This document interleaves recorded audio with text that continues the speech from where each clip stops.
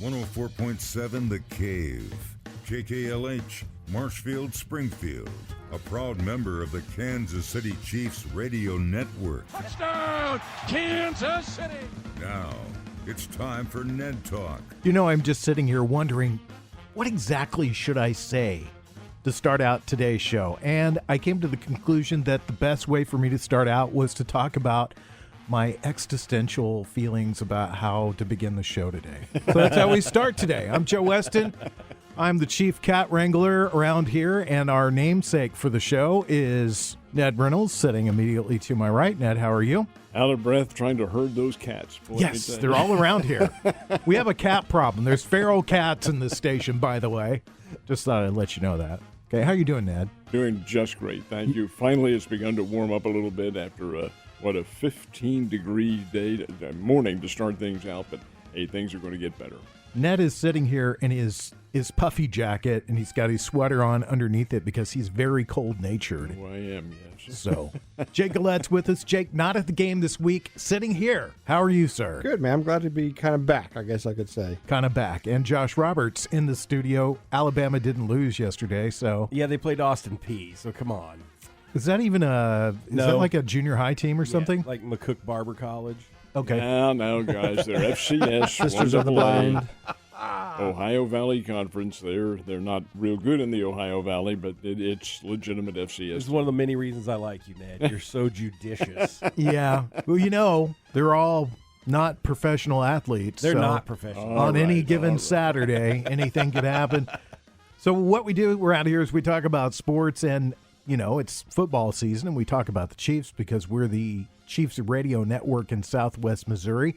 So let's talk about last week's game. Ned, what did you think about the Chiefs and the Jaguars? Well, I think Kansas City came out at just exactly what we expected to, establish dominance to begin with, and then just took their foot off the pedal. It was a very pedestrian game for them. I'm wrong in saying that they went through the motions. That's not the case. They had to get out and play because Jacksonville got a little chippy with them. Never threatened, but they did make things a little difficult for some of the players. Over and above that, though, Kansas City was so much better individually than Jacksonville that they could kind of take things easily. Was impressed with the play of Kadarius Toney, and I think he's a very big addition to the team. I still cannot figure out why the New York Giants let him go, but they did, and the Chiefs have him now. And today, or tonight, I should say, it's probably going to come to the fore in the Chiefs' favor because Juju Smith-Schuster will not be in there. So over and above that, I thought the Chiefs played a good, solid game that they can play. I think they're going to have to really put out tonight, though. Chiefs look like a bigger kid holding a smaller kid away that was just wailing away at them. And you just, every once in a while, your arm gets a little tired and that kid gets close enough to kind of clock you. And that's what happened. I mean, the thing I hated about that game the most was seeing Juju go down because he was really kind of finding his stride with the Chiefs. And then that big play happens. And then not long afterwards, Valdez-Scantling went out, and there was some question about who Pat Mahomes was going to throw to in this game. Well, Valdez-Scantling has had an abdominal problem along with McCole Hardman. Scantling was sick. He had apparently an intestinal bug of some sort, so whatever hit he took was probably exacerbated by the fact that he wasn't well. He'll be in tonight. I'm fairly sure he should be all right. But Hardman won't. He's out. He's on the disabled list for at least 4 games, and of course concussion protocol for Smith-Schuster. So that does limit them to some respect, but the Chiefs have a very deep team, very deep receiving core, and I think they'll be all right. And I say all right in that category. I was impressed with Kadarius Toney. I was, again, I'm with you. I don't know why the Giants decided to let him go. He's got a lot of speed. He's a smaller sort of receiver. I hate to make this comparison because, it's just not the right thing to put on a guy, but he did, in a sense, remind me a lot of what we just lost. I mean, he's smaller. He's got some great moves. He seems to get lost in traffic, and that really reminds me of you-know-who. Tyreek. Yeah. And Tyreek with Miami hasn't done his efforts, let's put it this way, his efforts haven't garnered the headlines the way they did, at least here, and they did with the Chiefs. Now, he's done well with the Miami Dolphins. He's a good ball player. He's going to be okay for a number of years. But you're right, I'm not sure that Tony fits into that category as such, because Hill is a different animal altogether. He's one of a kind, and with the number of moves that he has and the great body English. But Tony's a pretty good player. Yeah. Jake, you're our man on the scene. You were at the game last week. What did you see from the stadium seats? Well, I'm going to go ahead and fess up and say I was in a deer stand last week. Oh, okay. All right. I was, but doesn't mean I didn't watch the game. I watched the game. Did you get one? I did. I chose not to shoot one. It was, I did shoot at one, and it was a long shot, but I saw like 25 buck and over 100 doe, and then nothing was really, I'm very picky choosy with what I want to shoot. So I'm a trophy guy. Okay. All right. But anyway, no. What I saw was, it was kind of like what you said. The Jaguars are a team that just kind of nags at you. And if you don't watch out, they will score some points on you real quick. With Doug Peterson as their coach and Trevor being a really decent quarterback, he will sit in that pocket and he will throw some good passes. I saw some things that was just, I was like, okay, this kid is for real. You know, I like him. But the Chiefs, like you said, there's a perfect analogy of the big brother picking on the little brother kind of situation. And if you don't watch out, and that was your typical trap game, Joe. But they did. It was really never a question. I didn't feel like, that they weren't going to win that game. But it was nice. It's kind of, I think our teams need to be pressured a little bit in different ways. Like they started with an onside kick. How about this? Maybe you practice, think about that for next time. So it was one of those games. It was a good win because we got a really tough game tonight. Really tough game tonight. I do agree, yeah. Josh he's boycotting watching the Chiefs games because he does not like the way they play. You read the recap of the game. What did you pick up from the recap? If I had watched that game, I would have been angry because I don't like the idea of them taking their foot off the gas. And if that's truly what they did, I mean, the thing is, it sounds like there was never a question. They were in control of the game. They were going to win. But the final score was only 27-17, right? Yeah. They only ended up winning by 10 points when it looked like it was 20-0 at one point. So I don't like that. If you're going to dominate a team, dominate them. And I understand they're all professional athletes and all that stuff. But if you have that much control over a team, don't give them an opportunity to come back on you. Honestly, they're playing for health right now. That could be, yeah. I mean, it makes sense, especially with, it sounds like that there was that one D-back that was just headhunting everybody, and he knocked out two of their receivers. And I think that's where the Chiefs are at right now, is to make a deep playoff run. They're going to need to stay healthy to make it there. And it really interesting about how the season's playing out, and we'll talk about that as we go on. It is Ned Talk, once again, your local live sports talk show. We are on before the Chiefs pregame show, which starts at 6 o'clock. Kickoff will be right around 7:25, 7:30. I think that's when they do the kickoffs for the Sunday night game. Patrick Mahomes is the starting quarterback. We know that. Here's the interesting thing, and we were talking about it before we went on the air, before you got here, Jake. Isaiah Pacheco has put himself in the number 1 spot. Jerick McKinnon is in the number 2 spot. Number 3 is Clyde Edwards-Helaire. What do you guys think of that? In my opinion, this is a swan song for him. Now, he'll finish out this season, but I think they let him go. I think they'll cut him at the end of the season and let him test the free agent market, and somebody will pick him up because he is a fair running back, but he doesn't fit the mold of these guys. Pacheco has been he's a Rutgers kid. He's a South Jersey guy, I might add, too. In that case. But now how tough those guys are. He has played tough, and they have a particular good job out of their offensive line that's creating a lot of good holes for these guys, and it makes them look a whole lot better. Not that they really are, because they are. They're both good runners, and I think they have a really good concept of what they're doing. I think you'll see a lot of running tonight because the Chargers are the second worst team in the NFL in stopping runs. Wow. They give up an average of 5.4 yards per run, and that's a lot, folks. That is a whole lot, and I think the Chiefs will try to take advantage of that. One of the things you've said after we've done a game is, well, the Chiefs got out of that healthy. They are not healthy right now, and especially in the wide receiving core. Juju Smith-Schuster is on concussion protocol, if I can say that. McCole Hardman is out. Justin Ross is out. You're looking at Kadarius Toney has moved up into a number 1 spot after just 2 weeks with the team. What do you make of that? Well, I wonder why the New York Giants let him go. That's a puzzle because I remember him at Florida. He was a fine athlete at Florida. He's the Giants' number 1 draft choice in 2021.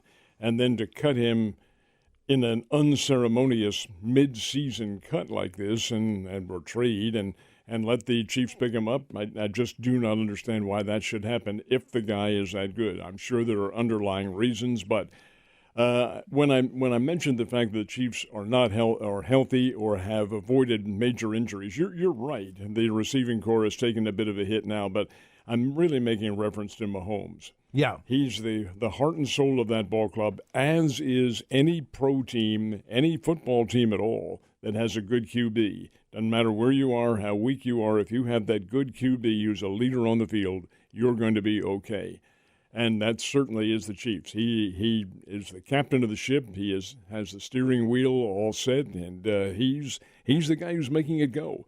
And he's been healthy so far. Jake, what was the mood of the crowd? I mean, we talked about the game possibly being a little bit frustrating for Chiefs. Well, you weren't there. That's right. What was the mood of the deer? Tell me what the mood of the deer was, Jake. Can With you me do that? out there, they weren't too scared. Okay. What do you think about the wide receiving core and Kadarius Toney moving up from a 3rd string to a 1st string in 2 weeks? I mean, he's super fast. I will tell you that guy knows the game, and I think Mahomes recognizes that. What I'm more disappointed in is the fact that Mahomes and Juju just started feeling that groove. Yep. Where Mahomes is targeting him like 12, 13 times. He's getting 8, 9 catches a game, and that was who we needed for him to feel, because all he does is look at, Kelsey. And if Kelsey's not having a good day, have you ever noticed, if Kelsey is not having a good day, then that's those games that the Chiefs are always in a tight race to the end. I'm sure they all figured this out. We're just some easy guys here in Springfield, Missouri, but the guys that are paid the big bucks to figure this out is you take out Kelsey. So I think they take that guy out now with Toney, kind of a resurgent of some guy that we just picked up from the Giants. Thank you. And with Juju out, and who knows how long he could be out next week too. He's going to have to show up, and he's here to play. And Mahomes will make sure he gets that ball. And Andy Reid, I'm telling you, is a genius, so I'm not really too worried about it. And when we get Juju back, it'll just make us even better. Kind of interesting because that was a big game last week as far as Travis Kelce didn't show up a lot in the stats column. And you could see that Jacksonville had made a plan to take him out of the game. Other guys were able to step up and take some of the weight off of him. It's always amazing to me, and you guys can talk about this, is Travis Kelce is the number 1 receiver on the Chiefs now that Tyreek Hill's gone. But he is open, does a better job of getting open than anybody else I've ever seen in the NFL. Well, he runs the perfect route that they want. He has that game plan down. It wasn't so much Jacksonville that took him out. It was Tennessee. The Tennessee Titans the week before, they hit the hell out of that guy, and he had to be shaky. Remember that one where he has his back turned to the defender, and the pass came to him, and oh my God, how in the world he ever got up, I'll never tell you, because the guy just relayed him, and that happened often. So I think what the Chiefs did against the Jacksonville club is say, hey, take the game off, just run your routine patterns. If we need you, we'll work on you. Because he's not a young kid. He's, 32 years old, somewhere around there. And your body can only take so much. You're right about Kelce being the catalyst of that team in every single respect. That is the case. But he's also a human being. And you can only take so much. We'll see how the Chargers handle him tonight. Yeah, what do you make about Travis Kelce and his impact on the Kansas City Chiefs and how their offense works? Oh, honestly, I look at him as a true captain, as a co-captain with Mahomes. Because if you're at the game, you see a lot more, because the camera's not always on Kelce, but at the games, you can see he's out there getting guys pumped. He's in their face. When he's made mistakes, which he has, and it cost us in the game against Indianapolis, where he dropped the ball in the end zone. that guy beats himself up. And when a guy can lead like that and take some hardcore self-criticism, it's very contagious on a team. And you're getting to a point where Mahomes has never lost in November, December, ever. Do we have a tough road ahead? We have a couple of games here. This one tonight, for sure. I don't, honestly, we'll talk about our picks later. I would not be surprised if we lose tonight, just because San Diego, here we go, L.A. $10 right here. There we go, yeah. It's like a cuss jar. In the jar. But L.A., the Chargers are just that good, and Justin Herbert's great. What we're going to see is it's going to be a good game tonight. I'm looking forward to it. What are your thoughts? Who's got to step up for the Chiefs, Josh? Well, I like the idea of Tony. Tony had a good game. I think he's very important, especially with Scantling and Schuster. Well, you said Scantling's going to play, so he'll be fine. But with Schuster being out, you've got to have. I think the Chiefs made a really good move by getting him, and we're all baffled why the Giants let the guy go. And the Giants lost today to a team they shouldn't have lost to, right? Yeah. And I didn't think they should have lost. They're kind of on the down slope, and you just wonder, why'd you let this guy go who has made an instant impact with the Chiefs?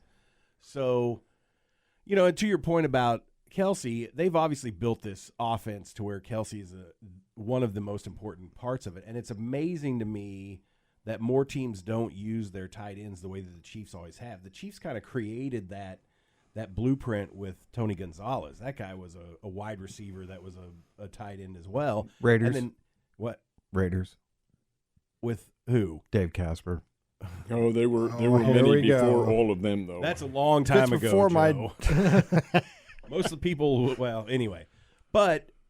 And so it's cool to see that they recognized the talent of Kelsey and have helped foster that. The guy's amazing, and he is a great, important part of that team. So it's also interesting to know that teams that are able to shut him down do have more success overall. It's almost like the Chiefs don't adjust fast enough when they can't get it to Kelsey. But I feel like the Chiefs with Pacheco and with this Tony guy have this potential to rise to that next level that they need to be.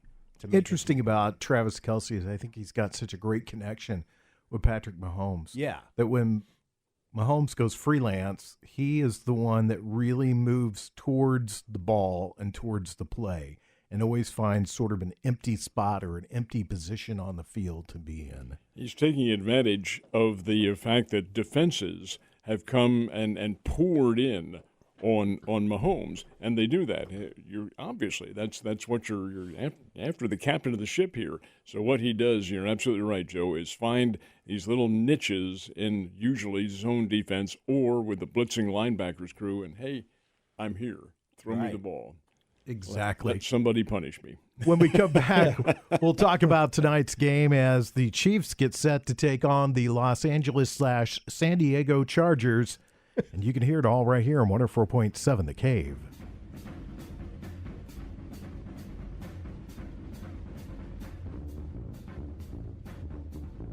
You're listening to Ned Talk on 104.7 The Cave, part of the Kansas City Chiefs Radio Network.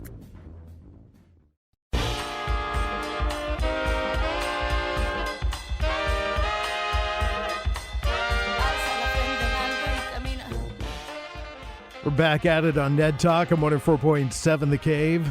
It's your local live sports talk show. We do the pregame show, the pre-pregame show, I guess I should say.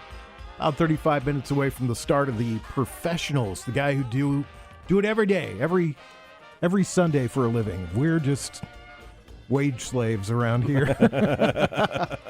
So they're playing the division rivals tonight, the LA Chargers.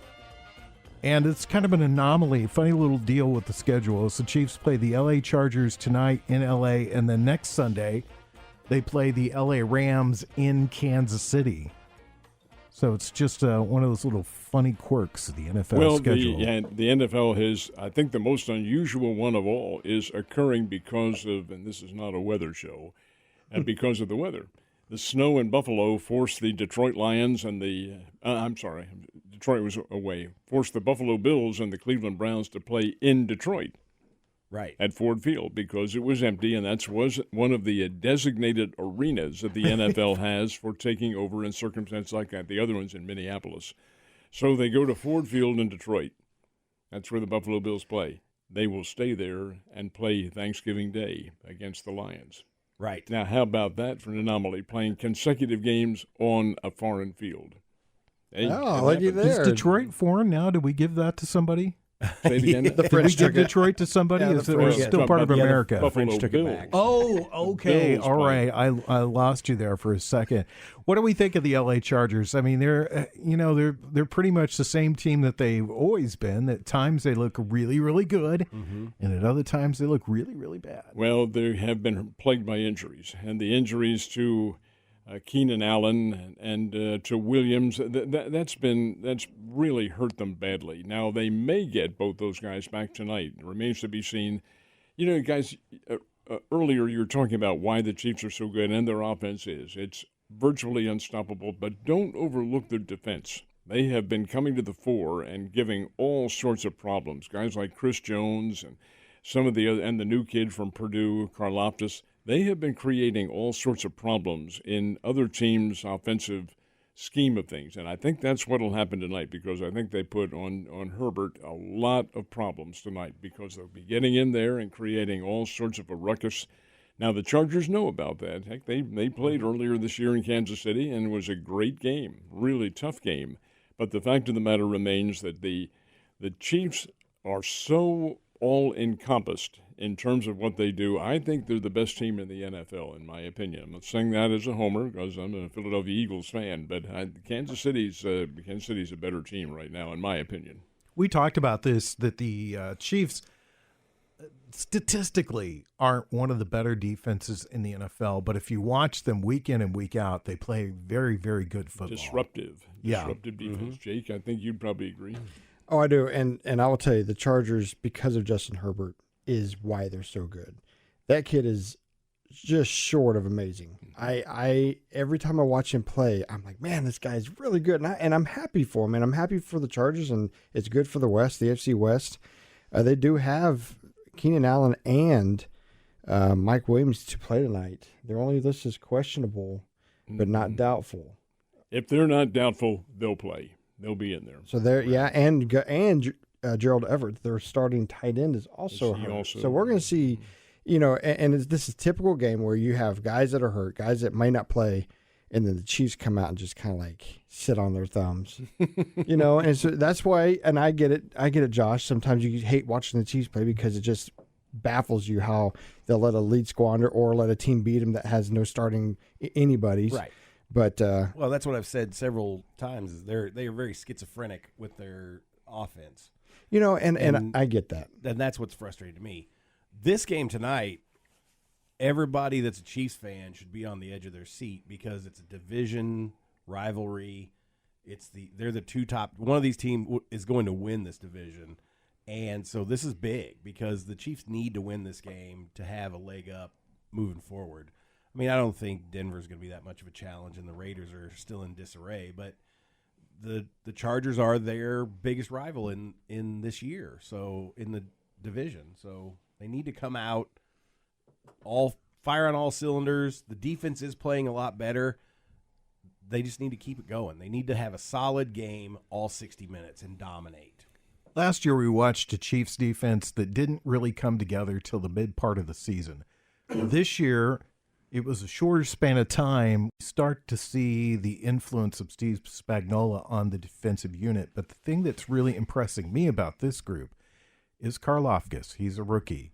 You look also at your cornerbacks. They are both rookies. And also they have a second-string cornerback that is also a rookie. They traded away a veteran because they had so much confidence in their secondary right now with these young guys. You're not seeing blown coverages. You're seeing a lot of good coverage out of this secondary. It's not flashy, but it's good. And you have perhaps one of the most underrated linebacker cores in all the NFL.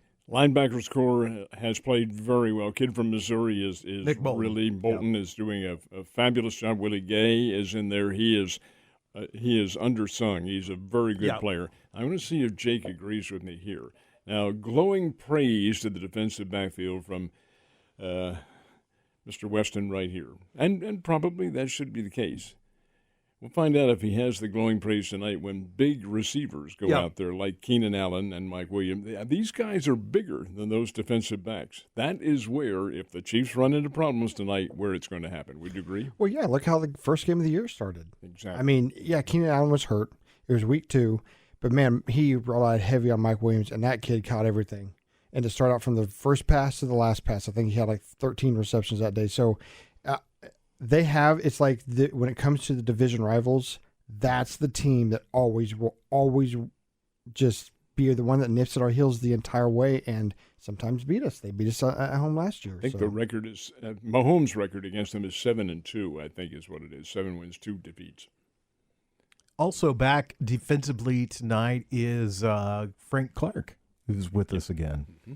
He is out of his suspension and will be back there doing virtually nothing. He's a depth player is what he is. He's rotated in and out, and that's how you have to play. You can't have the same guys going in there every single series. It just doesn't work. The game is just too exhausting and taxing physically to have something like that done. Look what Willie Gates done since he's come back from his little So I would love to see Frank Clark come back and have 2 or 3 games just like, oh, there he is. He woke up.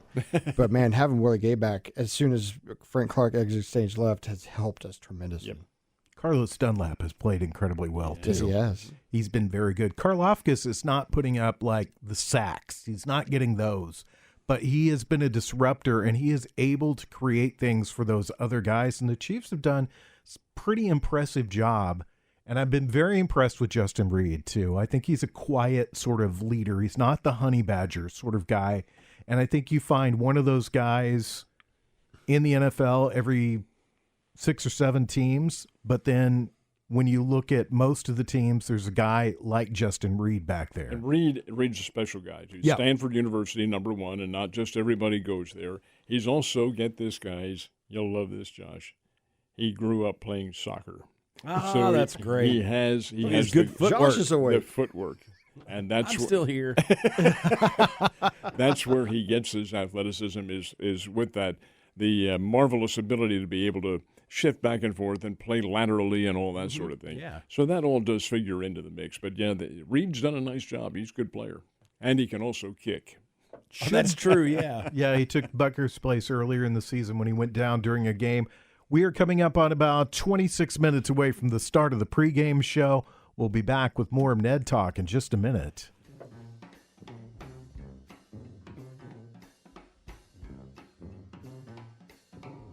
You're listening to Ned Talk on 104.7 The Cave, part of the Kansas City Chiefs Radio Network. Back to Ned Talk on 104.7 The Cave, a proud member of the Kansas City Chiefs Radio Network. 20 minutes away from the start of the Chiefs pregame show. You got us until then. Joe Westen, Ned Reynolds, Jay Gillette, and Josh Roberts. It's Ned Talk. There's a whole bunch of sports to talk about, Ned. There's college football. How did the Bears season end up yesterday? Bears finished with consecutive wins. They beat Youngstown State here in their final home game, and then yesterday went to Terre Haute and beat a really bad Indiana State team, 24-7. Indiana State finished, I think, at 2-9 on the year, where the Bears finished at 5-6. So they won 3 of their final 4 games. That salvages a little bit of respect for them, but certainly this had to be a colossal disappointment after what we all thought would be a championship year.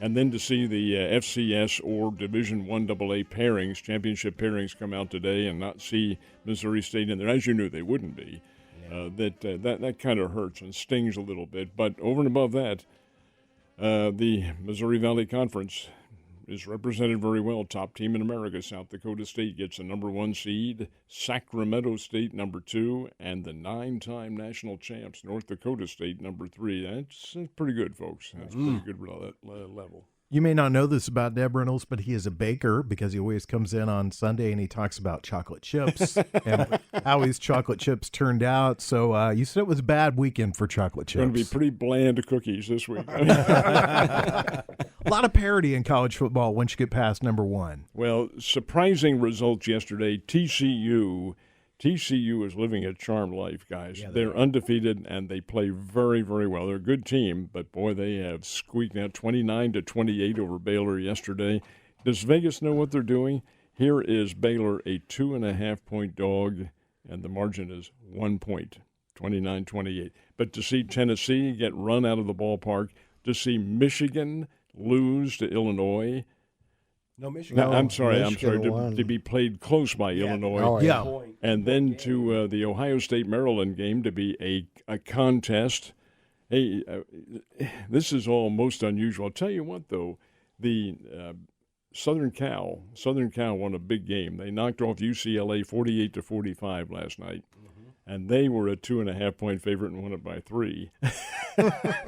But while Southern Cal has won their way into the Pac-12 championship now, they still have a very significant game remaining on their schedule. It's non-conference, but it's a traditional rivalry, and it's next Saturday in the Coliseum in Los Angeles, Southern Cal and Notre Dame. And Notre Dame is playing very, very well. Watch out in that one. Didn't Oregon win yesterday? Didn't they upset Oregon, Washington? Utah. Okay. And they knocked off Utah, and they did it by hook and crook because Utah had so many opportunities and squandered them. Dropped ball here, a running play on a fourth down that comes up short. It was frustrating for the Utes. It's a catching, too, because the NFL's seeing a day sort of like that right now because we had some surprising results today. Detroit won. They beat New York. The New York Giants. Detroit's an up-and-coming team, but do you think that's smoke and mirrors or real? No. I think next year they're going to be a legitimate team. We thought they were this year. They came out, played very well, and then you have to be able to overcome some of the deficiencies along the line, and they're not quite mature enough to be able to do that, but they will be. They're going to be very, very good. I think they're going to be a team with whom to have some respect here, or for whom you should have some respect later on. If you were on the air tonight on the old KY3 and you were doing the news, you were doing the sports, how would you describe the Cowboys-Vikings score? Would you use the word slaughter? I would use the term, and they can get away with it, a derriere kicking. A derriere kicking. Okay, I like that. I wasn't sure if slaughter was appropriate, if you could use that, or I'm going to go with boring because destroy. they switched the game over to the Bengals. Yeah, they did Pittsburgh switch the game. So that's where I'm going to go with. It's boring. a bad game when that's Yeah, our partner Alec is not here with us this week because he is a Pittsburgh Steelers fan, so he's watching his 3-6 Steelers. Whoa, big He's not return there for the liking that right Bengals. now. Yeah, 24-23 right now is the score of that game. Washington Commanders playing good football right now. Yeah, they played a bad team today. What do you think of Tyler Heineke? Man, I love it. You know, I'm an Eagles fan. A lot of people don't like that I'm play both sides of the field in football, but it's one of those deals where. Glad you got that in there. Yeah, I had to throw that. But I grew up an Eagles fan. My dad's favorite color is green, so. It's I don't even know where the heck I was going with that, Ned. Heineke. Oh, Heineke. You know, he played a heck of a game. I think the Eagles got kind of a bad roughing the passer call last week, but I like the story. And even though he's a backup to Wentz, correct? He is. It's one of those deals where as an Eagles fan, I like to see Carson Wentz do it because he did so well for us at that first year or two. And then now here he is now watching from the bench, you know, but Heineke's got that spark. And he's got that where people listen to him. I mean, the guy has heart. It's great watching him being all excited. And they started today, first play of the game was a pick six. So their defense, Chase came back today, that big monster that they've been missing all year. So the whole thing in Washington is kind of neat to watch. It would be a mistake to put Wentz back in there right now because they are playing. They're 6-5.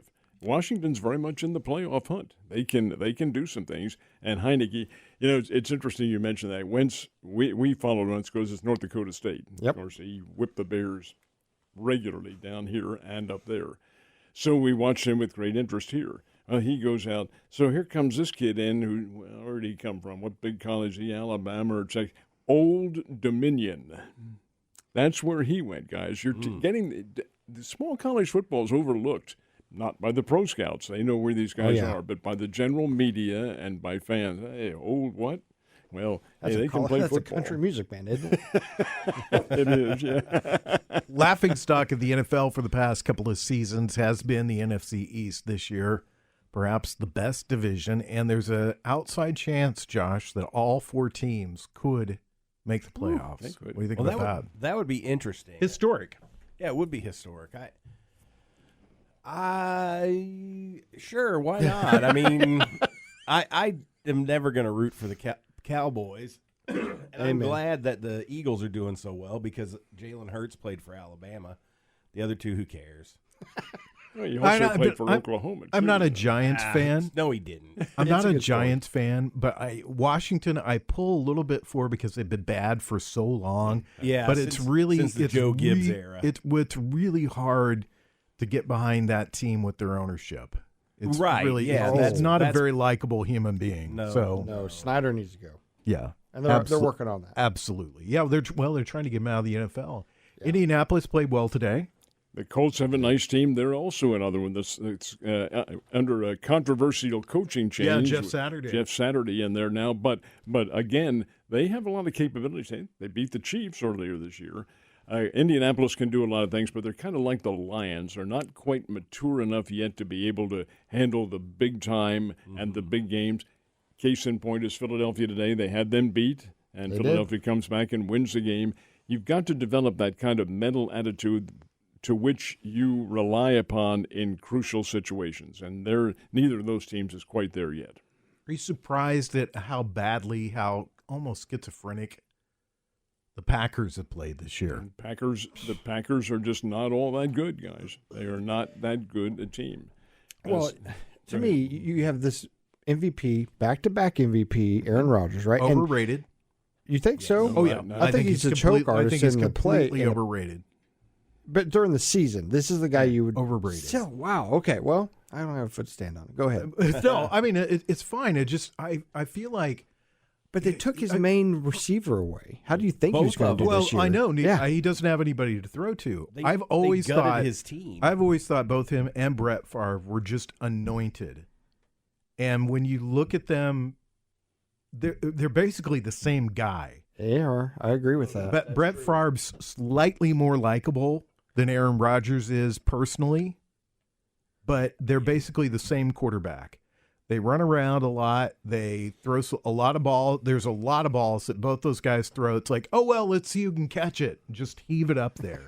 Well, yeah, there's a reason why Brett Favre has the career record for interceptions in the NFL. I mean, and they call that a gunslinger. I don't get why that Aaron Rodgers won one Super Bowl, and then from there on in, it's been disappointment, and he's anointed as a legend in the NFL. He's a 2-time MVP, however. But again, I think he's he plays for overrated Titletown. because I think a lot of times in sports, in general, it's like, well, just give it to this guy. Yeah. I think my opinion was last year, and Ned and I differed on this. Cooper Kupp was the MVP in the NFL last year, but heaven forbid that it's given to somebody other than a quarterback. What about this? Ever since Mike Holmgren left the Packers, they've had a terrible string of coaches. I'd agree with that. Yeah. Terrible.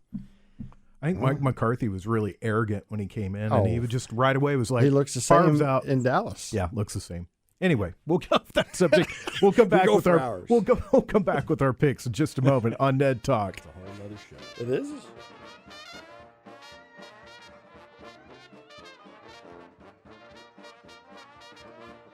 You're listening to Ned Talk on 104.7 The Cave, part of the Kansas City Chiefs Radio Network. Back to Ned Talk on 104.7 The Cave. A proud member of the Kansas City Chiefs Radio Network. Less than 5 minutes away from the start of the Chiefs pregame show from Kansas City. Even though the Chiefs will be in Los Angeles tonight, the pregame folks will be in KC. We were sitting here talking about important things like Santa's physique. Did you notice it's gotten better? I mean, Santa must be working out. John Hamm was Santa on TV. Yeah. On the Fox commercials for the World Cup, which we have not even talked about, which we Sorry, Josh, we don't have time to talk about it. Okay, because- Ecuador beat Qatar in the first game. It's all right. All right, well, thanks for There you letting go. us know What's that. the Under a point second. spread on the USA and Wales tomorrow? Oh, I don't know what the spread is. All right, it's time for our picks, and we always start out with Ned Reynolds, which means that I have to do this. Ned's ironclad rock solid pick of the week. All right, Ned. And my rock-solid picks of the week, I had 10 choices, and I was wrong on 8 of them. That's how rock-solid this... I'm not going to use a term I'm going to call myself, but fat behind is, let me tell you. This is a trap game in a lot of respects, but not for the reason that you're thinking. It's a trap game because Kansas City cannot go in taking this game lightly. They know fully well what's going to happen. I don't think they will take it lightly. They know fully well the Chargers are quite capable, and with the reestablishment of Allen and Williams, and I'm sure those guys will be in there, the task becomes that much harder. So from that standpoint on, I'm telling you, the Chiefs are going to have to play a full game tonight. I do think they win. I do think they, being Kansas City in this case, I think the Chiefs win it, but I'm not so rock solid as that introduction said. I'm a little bit shaky on this one, but I'm going to pick Kansas City to win. I think they'll have to score in this one. 35-32, I think, is what they'll win by. Jake, what you got? I think that they're going to lose. I'm a homer. I'm saying 27-24 Chargers because if you look at the last couple of 2 or 3 games, the Chiefs are just, like you said, they got to play every minute of this game or they're going to lose. And I feel like they're going to come out thinking, this is the Chargers. Mahomes 7-2 against them. Never lost in November. Watch out. Josh, who's not going to watch the game. I will not watch this game, but the We'll go Chiefs are home, going watch to win. Soccer. There's no soccer on tonight. You'll watch a soccer movie. Air Bud or something like that. The soccer golden retriever movie. You'll watch Shaolin that. Soccer. Yeah, that's a great movie. It is a great movie. The Chiefs will win by a touchdown. Bend it like Beckham. That's right. Points. There's what was the name of that soccer movie they made about a World War II prison camp? That was good. Victory. Victory. That almost made me like soccer. I love that movie. It is a great movie. Matt Damon Sylvester Stallone, No, Michael Matt Damon. Caine. it's not Did you ever see that movie, Ned? No. Pele Did not. and Michael Matt Caine. Damon. It's really good. We're talking about Samuel soccer Jackson. movies on Ned Talk, in case you're Maybe it was a wondering. remake. Here's Yeah, my you snuck pick. I am picking the Chiefs to win, and I think the Chargers are too banged up to hold them back, so I'm going to go 35-12. Wow, I like that. That is my pick. I'm going to go with a bold prediction. I like bold predictions. All right, now you guys are into conspiracy and all that. Do you think that NBC would allow a game to get out of hand Nope. like that? Nope. Is Josh saying no? Nope. This will be a close game just because it's prime time. Oh, at least Chris Collinsworth loves Patrick Mahomes. He That's loves. nice. I mean, he goes to sleep with his Patrick Mahomes doll It's at like night a full-size and Patrick hugs him. Mahomes pillow. Hugs him. Yeah, he sleeps with the Patrick Mahomes Body pillow. pillow. Mahomes All right. style. Thanks to Ned Reynolds. Thanks to Jay Gillette. Thanks to Josh Roberts. Thanks to Brian Tyndall, our general manager. Corbin Campbell, who runs the engineering around here. Mike, the intern, who is our fearless leader. And Nick Fury, who's coming in next to take you through the rest of your evening. Please sit back and enjoy the Chiefs right here on 104.7 The Cave. And don't forget to sync it up with your TV. You can listen to the game right here on 104.7 The Cave and watch it on your TV.